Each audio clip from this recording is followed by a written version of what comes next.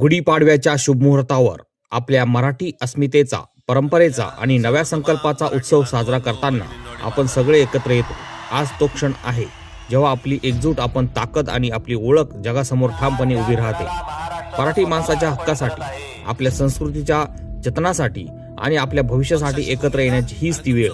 तमाम हिंदू बांधवांना हिंदू नववर्ष गुढीपाडव्याच्या मनपूर्वक शुभेच्छा. शुभेच्छुक डॉक्टर राजेश पटेल, मनसे नेते येवला, शैलेश करपे पाटील तालुका अध्यक्ष, गौरव कांबळे शहर अध्यक्ष, सर्व महाराष्ट्र नवनिर्माण सेना, सर्व अंगीकृत संघटना येवला शहर व तालुका. तमाम मराठी बांधवांनो, भगिनींनो आणि मातांनो,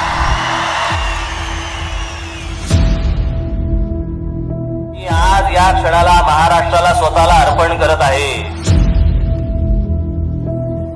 पक्षाची भूमिका आणि तुमचं प्रेम यांच्यासमोर लाचार ठेवणार नाही. बाकी सगळ्या युत्या, आघाड्या, सगळ्या कुठच्याही गोष्टी होत राहतील. महाराष्ट्र, मराठी माणूस, मराठी भाषा याच्यावर तडजोड होणार नाही, कोणत्याही परिस्थितीत होणार नाही. माझ्या मराठीला जर नख लावायचा प्रयत्न केला तर मी मराठी म्हणून अंगावर जाईल.